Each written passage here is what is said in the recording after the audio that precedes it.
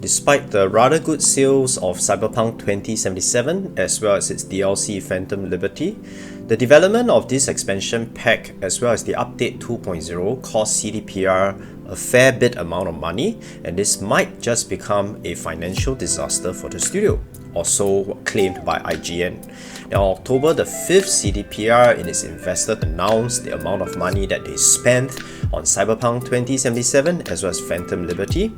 The development of Phantom Liberty cost around 62.7 million and another additional 21.6 million for the marketing. The post-launch support for Cyberpunk, and we are talking about the update 2.0, it cost another $40.9 million. These are staggering amounts of money to be pumped in. So the money added together is almost the budget of a full-fledged AAA game, think about it.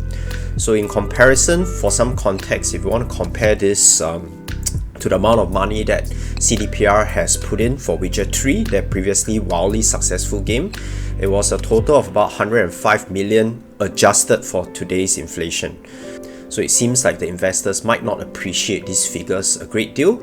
Since the release of Cyberpunk 2077 Phantom Liberty, the stock price of CDPR has begun to fall. So in total, capitalization of CDPR has fallen more than 4 times since September 2020. That is the date at which the core game was released. At that time, the core game had a lot of bugs, a lot of glitches, a lot of overpromise, overhype, and fans were disappointed. So overall, if you read into the financial situation of CDPR, what can gamers come to expect? It's a clear example that this is not profitable for the developers, and they may attempt to cut back on some of the crafting, the perfectionist mindset that CDPR may wish to adopt for future games, unfortunately. There's also some school of thought that the 3 million sale of Phantom Liberty is actually underwhelming when you consider that the main game sold almost 25 million copies.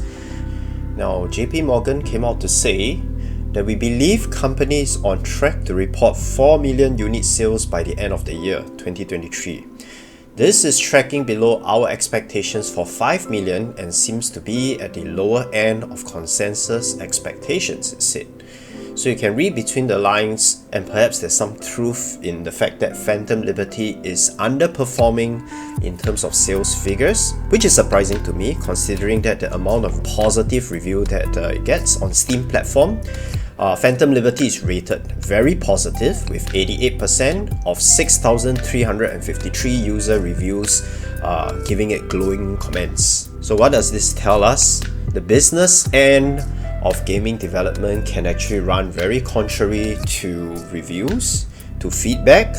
The sales figures may look very encouraging from the outsider point of view, but for people who are running the accounting and the figures, it could present itself as a separate story.